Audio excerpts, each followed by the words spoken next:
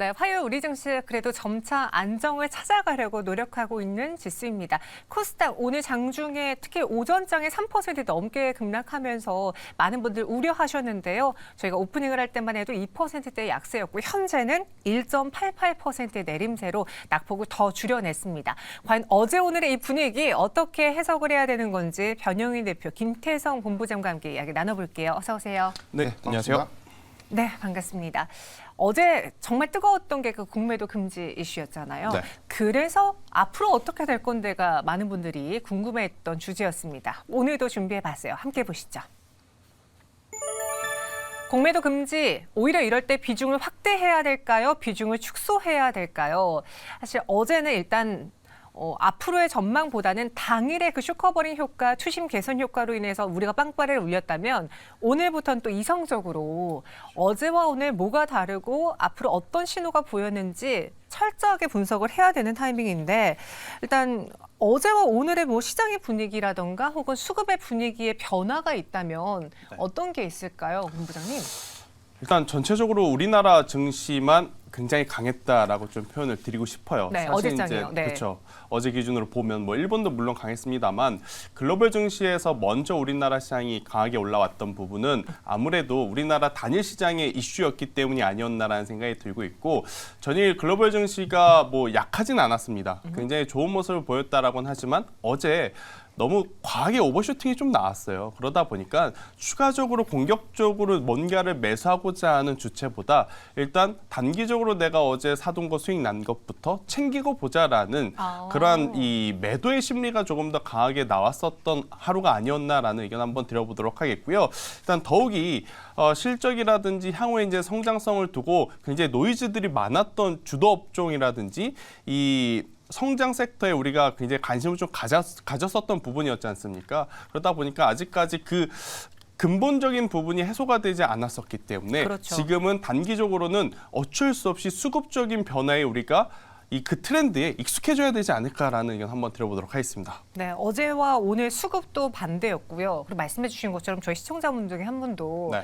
어제 수익 난 거 오늘 아침에 팔았어요라고 하시더라고요. 그러니까 대다수의 개인 투자자분들이 그러시지 않았을까. 또 어떻게 시장이 바뀔지 모르니 오늘장 특히 오전장에 매도세가 좀 나온 게 그 이유 때문이지 않을까 싶습니다. 더불어서 저희가 확실히 체크해야 되는 게 이번에 공매도 금지가 완전 전량 금지도 아니고요. 영구 금지도 아니에요. 일시적인 기한도 있고 조건도 있습니다. 그래서 어제 오히려 전체 코스닥 공매도는 늘었다라는 이야기도 있던데 이건 무슨 말입니까? 예, 통계치로는 좀 늘은 게 맞고요. 다만 이 공매도의 이 한시적 금지 이 부분이 우리가 이 코로나 팬데믹 때 시장 어떤 이 조치에 따른 한시적 공매도를 허용했을 때 그 당시에도 이 시장 조성자 공매도는 또 허용이 됐었던 구간이었습니다. 이게 갑자기 이번에만 뭐 빠졌다 뭐 이런 이슈는 아니었는데 지금 워낙 우리 증시의 낙폭이 좀 더 심화된 상황에서 뭐 이 한시적 공매도 금지 조치에 대한 어떤 기대감들이 또 일부 예외 조치에 대한 어떤 반감들이 좀 크다는 것이죠. 우선 시장 조성자라는 것은 한국거래소와 계약을 맺고 시장의 어떤 가격 안정화 조치를 취하는 8개 증권사와의 이 개별 계약을 통해서 이 8개 증권사들은 이 공매도, 이 차입 공매도를 좀 할 수 있다라는 어떤 예외 조항을 좀 두었고요. 반대로 유동성 공급자는 시장의 어떤 증시 유동성을 공급함으로써 이 저평가된 또는 이 과대 낙폭된 구간에서의 어떤 주가의 어떤 반등을 좀 요하는 그런 자금들의 어떤 유입을 하는 주체다라고 이해를 하시면 되는데 시장 조성자에 대한 어떤 공매도가 좀 커졌다는 이 이유는 사실 이 한시적 공매도 전면 금지 시행이 어제 됐는데 그 당일에만 코스닥에서 1,800억 원 규모의 공매도가 일어났다. 근데 우리 입장에서는 최근에 증시 낙폭이 굉장히 컸는데 어제는 사실 2차 전지 섹터가 굉장히 강했습니다. 그런데 개별주 흐름에서는 사실 크게 올라온 것이 없다. 이게 수급 왜곡이 굉장히 좀 심했는데 여기다가 소형주 중심의 이 공매 포지션이 더 증가되는 그런 부분에서 내 주식에 대한 주가 수익률, 주가 회복률 굉장히 더딘데 여기에 공매도 효과가 있는 건가, 공매도 금지 효과 좀 있을까 이런 우려감들이 계속 조금 반영되고 있는 상황이고 지금 뭐 개인 투자자 연대에서 지금 뭐 국민의힘 당사에서 이 시장 조성자도 공매도를 하면 안 된다라는 어떤 시위를 좀 이어갈 것이다라는 이야기들 좀 나오고 있기 때문에 앞으로 어떤 추이는 저도 좀 주목하고 있습니다. 단순히 포퓰리즘 형태의 공매도 금지가 아니라 근본적인 문제를 잡아주는 제도 개선이 좀 이루어졌으면 하는 게 우리 투자자분들의 마음이거든요. 그럼 현재 우리 증시 동시효과 구간 들어가려고 하는데 오늘장까지 쫙 훑어봤을 때 어제와 달리 오늘 상승 혹은 하락한 대표적인 종목군들 무엇이 있는지 쭉 브리핑해 볼까요? 일단 결국엔 상승한 종목은 말 안 해도 되지 않을까요? 네.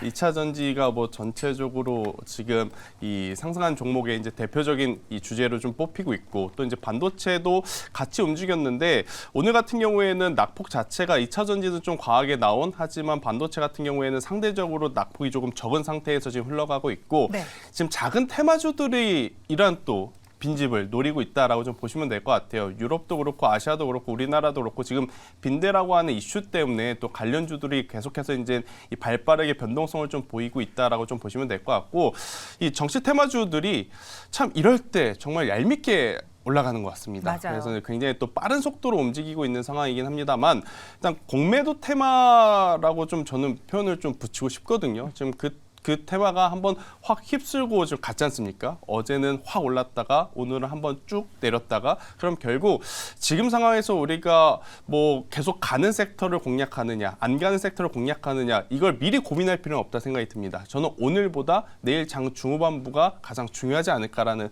의견까지 한번 추가 의견 드려보도록 하겠습니다. 오늘은 약간 빈집털이 형식처럼 그렇죠. 테마주들이 눈에 띄었다라고 했는데요. 그럼 오늘장까지 흐름을 봤을 때 두 분이라면은 이 구간에서 어떤 종목을 탑픽으로 매수하려고 하는지 한번 보겠습니다. 비중 확대를 해야 하는 종목 탑3입니다. 김태성 본부장은 가온칩스와 레고캠바이오, 덕산네오룩스를 선택했고요. 변영인 대표는 SK하이닉스와 호텔신라, 캠트로닉스를 선별을 했습니다. 호텔신라는 또 증권가에서도 많이 언급을 하던데 이 세 가지 종목을 선택한 기준 있으십니까? 일단 뭐 12월이 얼마 안 남았는데 지금 시장의 어떤 왜곡이 사실 뭐 2차 전지에서 굉장히 강했잖아요. 그렇기 때문에 저는 줄곧 최근부터는 뭐 대형주에 관심을 갖자라고 좀 강조를 좀 드리고 있는데 대형주. 그렇죠. 공교롭게도 SK하이닉스의 경우에는 어제 신고가 갱신을 하고 여기서 주가가 좀 그렇다면 이제 끝이 난 것인가 이런 부분인데 저는 오히려 지금부터 주가는 좀 다시 봐야 되는 시점이다라는 부분을 강조드리고 싶습니다. 먼저 3분기에 디램 가격의 흑자 전환 부분을 굉장히 좀 저는 큰 포인트다라고 좀 판단해 보는데 일단 디램 가격은 4분기 그리고 2024년도 상반기까지의 어떤 실적 기조에 상당한 많은 이익 기여를 좀 할 것이다. 이게 첫 번째고 두 번째는 HBM 반도체 공급 확대 부분이 삼성전자의 어떤 수율 양산 부분에 대한 우위를 SK하이닉스가 반사 수혜를 좀 더 가지고 있다. 즉 같은 섹터에서 동일 섹터, 동일 종목 하에서의 어떤 비교군이라면 삼성전자보다는 SK하이닉스의 상승 탄력이라든지 수급 개선 부분에서도 더 매력도가 좀 더 있다라고 좀 판단을 해봤습니다.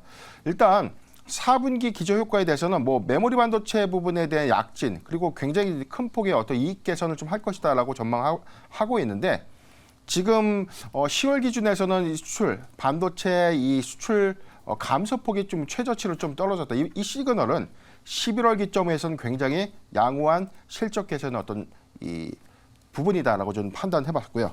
두 번째 호텔신라의 경우에는 지금 한시적 공매도 전면 금지에 대한 지금 대체장과 아직도 1위가 호텔신라입니다. 잔고가 좀 높은데 지금 3분기 어닝 쇼크에 대한 어떤 내용도 다시금 좀 평가를 좀 해봐야 된다. 이게 영업 활동에 관련된 업황 악화로 인해서 기인된 영업 손실 이 부분에 대한 어떤 이익 감소 요건이 아니라 선제 비용이 인식됐다는 것이죠. 관광객들을 본격적으로 좀 받기 위해서 원가율이 좀 더 올라갔다. 프로모션 비용 등의 일시적 비용들이 올라갔다. 이 부분은 4분기에 충분히 이익으로 개선될 수 있다. 그렇다면 주가라는 거 실적 기대감으로 다시금 상승할 수 있을 때 쇼커버링에 따른 추가적인 수급도 기대할 수 있다라고 판단해봤습니다. 마지막 켄트로닉스는 개별주인데 지금 EUV 공장에 들어온 핵심 원료를 국산화에 성공했다. 이 네. 부분은 독점화 관점에서도 굉장히 반도체 소재사의 어떤 공급 역량을 좀 감안할 때 현재 10,000톤 규모에서 2만 5천 톤 규모의 어떤 캐파 확산 부분 그리고 오늘 나온 소식이지만 솔브레인의 식각 공정 부분에 대한 사업 철수 부분 이 부분은 과점 또는 뭐 독점 관점에서 켄트로닉스의 어떤 독점적인 어떤 수혜로 좀 작용하지 않을까 판단을 해봤습니다. 네, 일단 SK하이닉스와 호텔신라의 경우에는 공매도 금지 효과로 인해서 뭐 공매도 잔고가 많은 종목 또 더불어서 대형주 위주로 보다 보니 두 종목이 선택이 됐다라고 했고 캠트로닉스는 개별주 이야기를 해주셨는데 마침 오늘 뉴스가 나오면서 현 구간에도 동시효과 구간에도 14%의 급등 마감을 준비하고 있습니다. 글로벌 EUV 접수를 기대하면서 특히 EUV 공정 핵심 원료를 대량 생산한다라는 소식 때문에 오늘 장대 양봉이 그려졌는데 최근에 그 자동차 판매량 저하 때문에 타격을 받았던 캠트로닉스였잖아요. 네네. 오늘로 인해서 V자 반등 가능하다 보시는지 차트 분석도 좀 해볼게요. 전체적인 상황들 보면 오늘 거래량은 상징적인 좀 의미가 있는데 만약에 이제 저라면 지금부터 신규적인 매수보다는 조금 조정을 주는 구간 좀 있을 것이다. 오늘 기대감들이 좀 과하게 반영된 측면은 좀 있다라고 좀 생각을 해보지만 이유 있는 상승이다, 이유 있는 거래량이다라고 좀 평가를 해보고 싶고 앞으로의 어떤 전환점이라는 것은 이게 우리가 동진세미캠이라는 이 소재 국산화 이 회사를 우리가 좀 비교군을 봤을 때 이게 지금 현재 양산화 관점에서는 거의 뭐 2배 반 이상의 캐파가 확정된 관점은 2024년도의 실적. 그래서 이제 선제적인 투자 비용들이 좀 증가되는 요인은 있지만 2024년도에는 성장 관점에서 접근해 볼 때는 지금부터 관심을 가져도 괜찮은 구간이다라고 좀 판단해 봅니다. 저는 지금 241선 상단에서 좀 위치해 오고 있기 때문에 22,000원 구간을 좀 하회해 준다면 저는 조정 시 분할 매수 의견을 좀 제시해 드리겠습니다. 네, 그래서 캠트로닉스도 눈여겨보자라고 정리해 주셨고요. 이번에는 김태성 본부장님의 탑3 종목을 볼 텐데 네. 상대적으로 변영인 대표님의 종목에 비해 시총이 좀 작은 작죠. 종목이에요. 네. 왜 그중에서 가장 비중 확대 종목 탑픽이 가온칩스인지도 전 개인적으로 궁금한데요. 일단은 저는 뭐 2차 전지보다 반도체 IT를 선호한다 그거라기보다는 네. 일단 시장의 변수와 시장의 변동성에 조금은 이 거리가 먼 쪽을 좀 선택을 해봤습니다. 가온칩스 같은 경우에는 지금 공매도 금지 법안의 이슈가 있어서 시장이 한 차례 큰 파도가 출렁였음에도 불구하고 주가는 자기 갈 길 천천히 잘 가고 있는 기업이다라고 좀 보시면 될 것 같고요. 디자인 하우스 쪽에서의 이제 수요 증가 또 그로 인해서 외형 성장 그로 인해서 내년 지금보다 훨씬 더 좋은 퍼포먼스를 낼 수 있는 요소들이 굉장히 많은 기업이다라고 좀 보시면 될 것 같고요. 사실 이제 디자인 하우스 쪽에서 턴키를 가지고 처음부터 끝까지 진행을 할 수 있는 기업들이 많진 않아요. 특히나 이제 또 굉장히 이쪽 분야가 지금 삼성전자가 밀어주고 있는 또 분야이지 않습니까? 네. 일단 삼성전자를 등에 업고 지금 가온칩스가 굉장히 또 좋은 퍼포먼스를 본업에서 지금 보여주고 있는 상황이다라고 좀 보시면 될 것 같고 또 이제 삼성전자 DSP 사업부 같은 경우에는 ARM 쪽에 대한 수요가 지금 계속 높아지고 있는데 이것을 가온칩스가 또 이어받아서 지금 일을 진행하고 있기 때문에 충분히 외형 쪽으로 그러니까 실적적으로 우리가 걱정하지 않아도 될 몇 없는 또 기업이 아닐까라는 생각이 들고 있고요. 반도체 업황 굉장히 좋아지고 있습니다. 그러니까 개선이 되고 있죠. 그래서 이제 우리가 또 반도체 재고 이야기를 며칠 또 안 한 지 됐지 않습니까? 그렇죠. 근데 이 재고라는 게 또 갑자기 많아질 수도 있는 부분인데 이 디자인 하우스 같은 경우에는 재고 자산이 없다라는 것이 가장 큰 저는 메리트다라고 좀 보여지고 있어서 가온칩스도 현재 구간에서 공략하실 수 있다라고 하면 공감이 가신다라고 한다면 저는 굉장히 좋은 기업 중에 하나가 아닐까라는 의견을 드려보도록 하겠습니다. 반도체 그리고 그 안에서 디자인 하우스에 대한 중요성을 이야기하면서 가온칩스 선택을 했습니다. 이 종목 오늘까지 4거래 연속 상승이고요. 전일 4%대 오름세 이어 현재 동시효과 구간에서도 38,150원, 3.67% 강세 유지하고 있어요. 약간의 추세가 이탈된 듯하다가 다시 본 궤도로 올라온 가온칩스인데 요거 그럼 보유 기간이라던가 가격 전략은 어떻게 세우는 게 네, 좋을까요? 일단 가온칩스 같은 경우에는 일단 전체적으로 시장의 분위기가 아직 그렇게 막 썩 좋다라고 이야기하기는 좀 그렇지 않습니까? 그래서 한 3번에 나눠 생각했을 때 1차 정도는 현재 가격 저는 괜찮다라고 생각이 들고요. 네. 아니면 이제 이 38,000원이라는 가격 이하에서 좀 담아보시는 게 좋지 않을까라는 생각이 들고 있고 제가 손절 라인은 되게 좀 짧게 좀 말씀드리고 싶어요. 32,000원이라는 가격대 밑으로 내려가게 되면 그때는 좀 매도를 하셨다가 나중에 다시 살 때 사더라도 꼭 리스크 관리 하셔야 된다는 의견 한번 드려보도록 하겠고요. 만약 32,000원이라는 가격대 밑으로 내려오지 않고 올라오게 된다라고 하면 1차적으로는 결국 박스 상단 5만 원이 목표가가 될 것 같고 여기에서 삼성전자도 SK하이닉스도 다시 한번 또 신고가 영역으로 들어가면 네. 가온칩스도 이제 이 구간을 또 돌파하는 모습이 나올 가능성이 높거든요. 그렇게 된다라고 했을 때는 저는 55,000원, 57,000원 이렇게 목표가를 높여 잡아가도 괜찮지 않을까라는 의견 한번 드려보도록 하겠습니다. 네, 캠트로닉스 그리고 가온칩스 이렇게 가격 전략 세워드렸습니다. 실제로 오늘장 흐름 보면은 어제와는 달리 오늘 2차 전지 쪽에서 매도 물량이 나오는 반면에 반도체는 신고가를 기록한 종목도 속속들이 나타나고 있습니다. STI가 오늘 장중 35,400원의 신고가를 기록을 했고요. 한미 반도체 역시 장중에 65,500원까지 터치를 하면서 신고가 달성을 했습니다. 시장의 관심 반도체 쪽으로 오늘 조금 더 기울었다라는 거 다시 한번 확인했고요. 그럼 동시효과 마쳤으니 장 마감 지금부터 시작해 보겠습니다.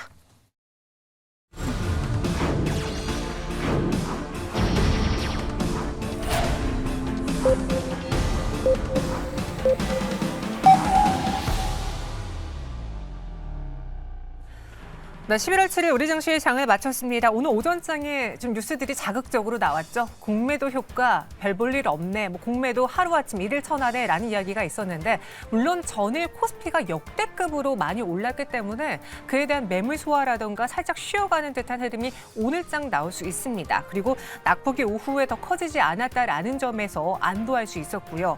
오늘 시장 전반적인 분위기는 전일 움직였던 2차 전지보다는 테마주들의 주가 상승이 강했다. 하이트론, 경농, 인바이오, 경남제약, 빈대와 관련된 테마주들이 대다수가 급등 상위에 랭크가 됐습니다.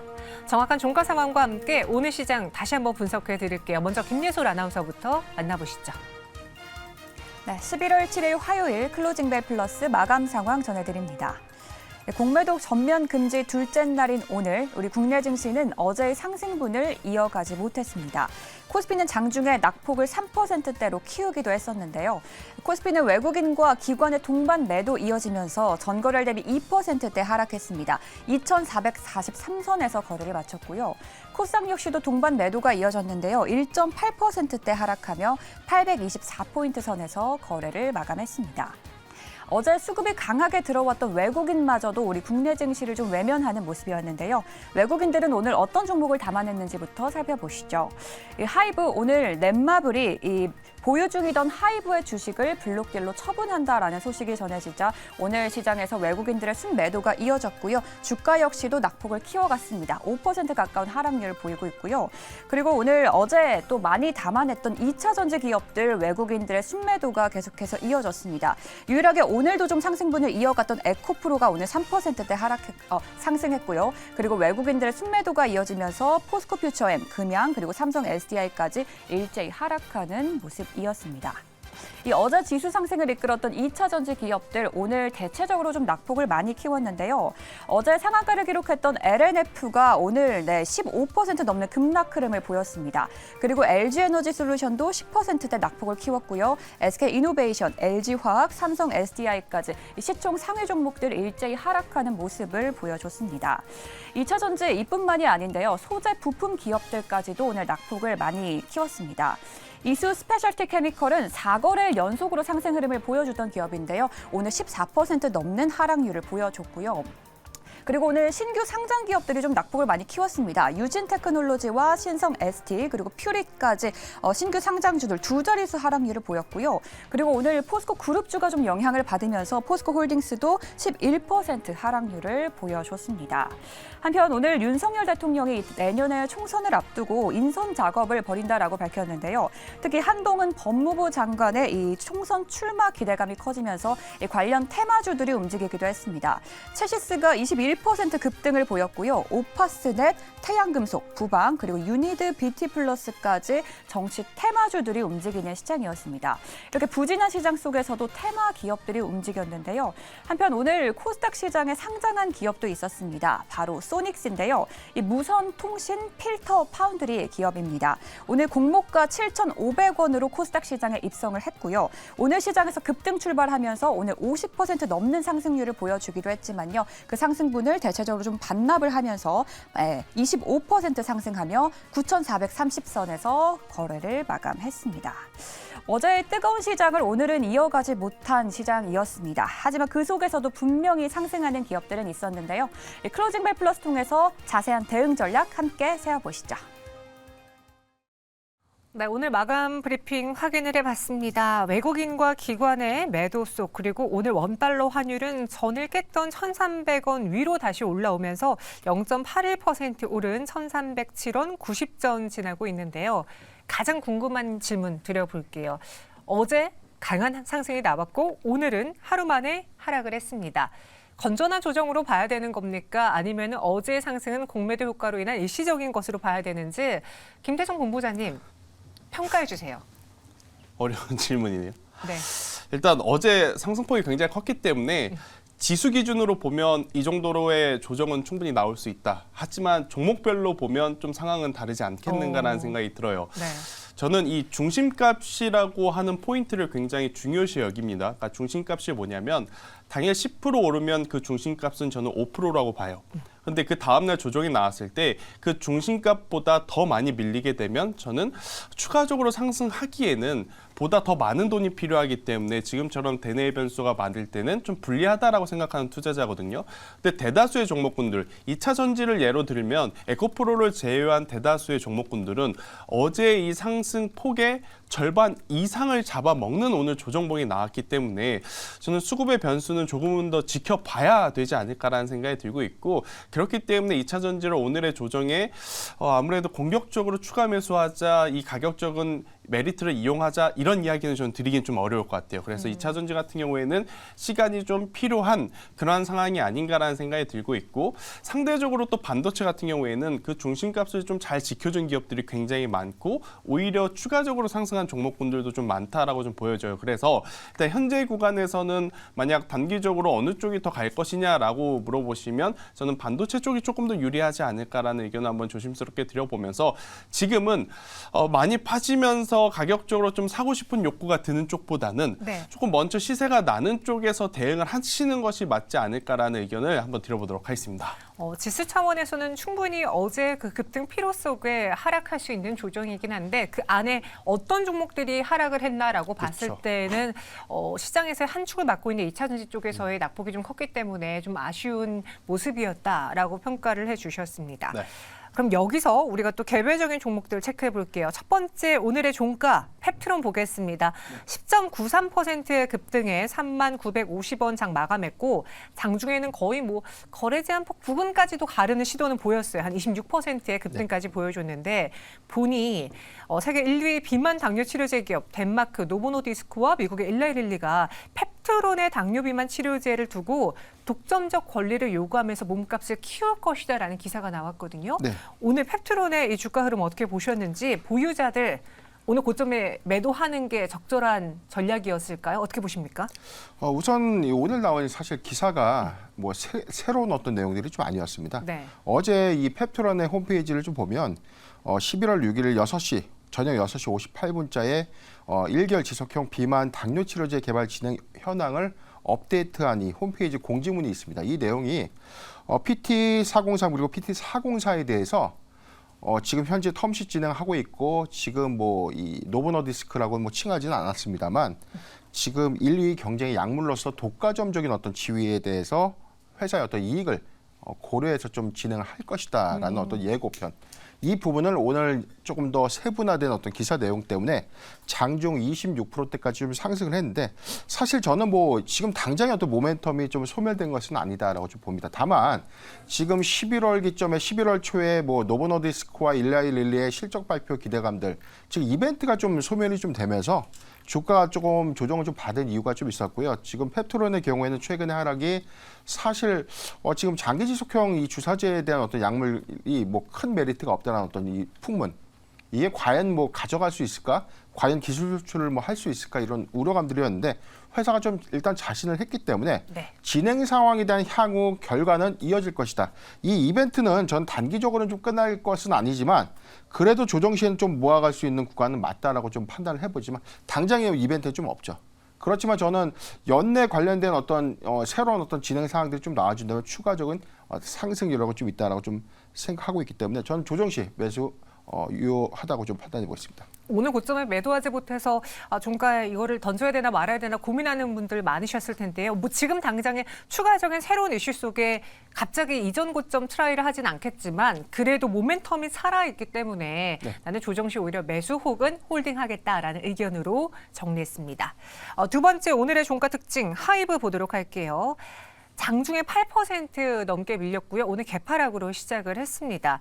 넷마블이 보유하고 있던 하이브의 그 지분을 주식을 시간의 대량 매매로 처분했다라고 밝히면서 하락을 한 건데 하이브 사실 그래 오늘은 하락할 수 있다고 쳐요. 근데 최근의 추세를 보면은 31만 원 선에서 거의 추세적으로 미끄러져 내려면 다른 엔터주 대비 좀 추세가 건전해 보이진 않은데 그 뉴진스에 대한 기대감 다 사라진 건지 하이브 어떻게 판단하십니까? 일단 엔터사들 중에 저는 탑픽을 JYP 엔터로 좀 보거든요. 그런데 JYP 엔터의 추세와 하이브의 추세는 거의 유사하다라고 좀 보시면 될 것 같아요. 그래서 이제 뭐 엔터사 같은 경우에는 우리가 워낙 좋은 내용들은 이미 다 알고 있는 상황이기에 지금보다 더 좋은 이슈가 나오지 않는 이상 주가가 강하게 상승하기에는 어렵다라는 것을 시장에서 한번 보여줬던 상황 속에 넷마블이 지금 가지고 있던 지분을 블록들 형태로 이제 매각하면서 6천억의 지금 돈을 얻었거든요. 여기서 저는 하이브의 매력도가 떨어지느냐 이것을 판단하기보다 넷마블에게 좋은 점수를 줘야 되지 않을까라는 생각이 들어요. 왜냐하면 넷마블 주주 입장에서는 불안했거든요. 게임 회사 게임도 안 만들어. 그리고 돈도 없어. 이러다가 우리 또 유증 맞는 거 아니야? 라고 하는 상황 속에 매각을 하면서 현금 조달을 했기 때문에 그럼 저 현금을 가지고 넷마블이 다른 데 쓰진 않을 거 아닙니까? 그러면 게임을 또 개발하는 데 쓰겠다라는 또 투심이 돌아오는 상황, 또 공교롭게도 시기적으로 게임주에 대한 이야기가 조금씩 나오고 있는 그러한 상황이라서 저는 이 이슈에 따라서 뭐 하이브에 대해 좋냐 안 좋냐를 좀 따지기보단 하이브는 지금 우리가 알고 있는 것보다 더 좋은 뉴스가 나올 때까지 시간이 필요한 상황이고 여기서 득은 넷마블이 좀 챙겨가고 있지 않나라는 것을 좀 쫓아가시는 것도 또 하나의 포인트가 될 수 있다는 의견 드려보도록 하겠습니다. 네, 저희 시청자분 중에 한 분이 하이브마저 속을 썩이다니라고 의견을 올려주셨는데 지금 그래도 하이브의 상황이 그리 나쁜 상황은 아니다라고 이야기를 해주셨고 추세적으로 지금은 조금 부진하지만 더 들고 가보자라는 의견. 오히려 이 뉴스로 인해서 넷마블의 매력도가 조금은 높아졌다라는 점 더해주셨습니다. 세 번째 오늘의 종가 특징주로는 동진세미캠 볼게요. 0.87% 하락으로 마감을 했습니다. 장중에 보여줬던 낙폭 다 종가 부분에 회복을 하면서 마감을 했는데 실적이 나왔어요. 3분기 영업이익이 428억 원으로 전년 동기 대비 31% 감소. 그런데 워낙 뭐 반도체주들의 3분기 실적은 다 전년 대비 하락이니까 그러려니 하는데 컨센서스 추정치보다도 하회했다라는 건 현재 그 다른 반도체주들과는 다른 모습을 보여주는 거 아닌가? 이거 실망스러운 거 아닌가라는 생각도 좀 들거든요. 어떻습니까? 일단 뭐 양산 과정과 연동해서 좀 봐야 될 필요가 있습니다. 이게 장비주와 소재주는 접근 방식이 좀 다르다.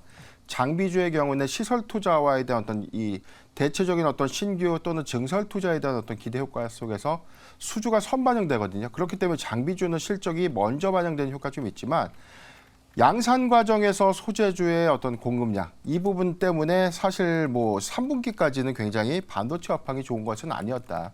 그래서 지금 소재주의 실적이 안 좋은 것은 뭐 당연했던 어떤 결과였다라고 좀 보여지고요. 다만 지금 동진세미캠의 경우에는 뭐 두 가지 이슈가 있었죠. 뭐 일본에서 독과점했던 이 소재에 대해서 국산화를 좀 이루면서 삼성전자에 전량 공급하는 이 동진세미캠이 지금 한국과 일본의 어떤 수교 정상화 부분 그리고 경제 외교 부분의 어떤 정상화로 인해서 이원화 정책 때문에 수주 물량에 대한 어떤 재고 부분이 좀 감소될 수 있는 요인이 아닌가 이런 부분들 좀 우려했는데 사실 그 부분은 아니다라는 겁니다. 지금 뭐 이원화 관점에서 좀 있을 수 있지만 지금 한국산의 어떤 경쟁이나 단가에 대한 어떤 메리트를 좀 고려해 봤을 때 동진세미캠의 3분기 실적은 다소 좀 실망스러웠지만 우려할 수준은 아니라는 점 저는 오히려 조정 시 좀 모아가도 괜찮은 구간이 아닐까라고 좀 판단해 보겠습니다. 네, 그래서 동진세미캠의 경우에는 모아가 보자. 오늘의 실적이 그리 실망스러운 거는 아니다. 그렇죠. 지금 최근에 뭐 흐름도 뭐 조정을 좀 많이 받았다고 봅니다. 지금 동진세미캠의 경우에 저는 이제 적정 주가 하에서는 뭐 한 4만 원대를 좀 잘 유지해 줬기 때문에 최근에 어떤 증시 어떤 하락 부분 제가 아직 체크를 좀 못 해봤는데요. 지금 오늘 34,100원이죠. 지금 네. 오늘 흐름들 보면 전고가 대비해서에 대한 어떤 역량 부분, 지금 양산에 대한 어떤 우려감들 이 부분보다는 저는 4분기 또는 뭐 내년에 이 반도체 업황 회복에 따라서 소재 부분은 실적과 연동해서 같이 가는 부분, 그 흐름대로만 가져간다면 반도체주의 회복과 동시에 동질세 메캔도 역시 실적을 회복할 것이다라고 판단해 보겠습니다. 네, 마지막 오늘의 종가 특징주로는 현대백화점 살펴보겠습니다. 2% 하락하며 54,000원에 마감을 했고 3거래일 만에 반락을 했어요. 현대백화점 이번에 실적을 보면은 영업이익이 740억 원을 기록하면서 전년 동기 대비 20%가량 감소를 했고 리뉴얼 비용 증가에 따른 비용 그리고 반면에 면세점은 사상 처음으로 분기 흑자를 기록을 했다라는 기사가 나왔습니다. 실적을 지금 그러니까 3분기에 실적을 중시해야 되는 현대백화점이 아니면 연말에 우리 또 많이 사게 되잖아요. 네. 뭐 세일 페스타도 있고 블랙 프라이데이도 있고 또 추워지면은 또 겨울로 사야 되고 그런 향후의 겨울 성수기를 보고 현대백화점을 사야 되는 겁니까? 일단 현대백화점에 대해선 조금 더 기다려야 되지 않을까 더 싶어요. 기다려 보자고요. 네. 네. 일단은 실적이 시장 컨센서스보다도 조금 다소 이제 아쉽게 나왔다라고 좀 보여질 수 있고 면세 그리고 이 지누스라고 하는 브랜드의 재고 부분 그리고 이제 점유율 확대적인 부분에 이제 포커스를 좀 맞췄었던 기업인데 점유율은 좀 늘었습니다. 그러니까 점유율이 늘었으니 면세 쪽에서 이제 오랜만에 좋은 성과를 좀 낸 것은 맞는데 이 기조가 계속 이어질지 여부는 저는 조금은 더 지켜봐야 되지 않을까라는 생각이 들고 중국 소비라든지 이러한 연말 소비 관련해서 사실 현대백화점이 움직일 거라면 저는 조금 더 강하게 화장품주들처럼 먼저 움직였어야 됐다라고 반응을 해줬어야 됐다. 생각이 들어요. 그런데 지금 현대백화점 같은 경우에는 최근에 반등이 세게 나온 반등이라기보다는 그래도 이제 3분기 들어오면서부터 굉장히 강한 상승세가 한번 좀 나왔다가 조정이 적당히 나와야 되는데 뭐든지 적당히가 좋습니다.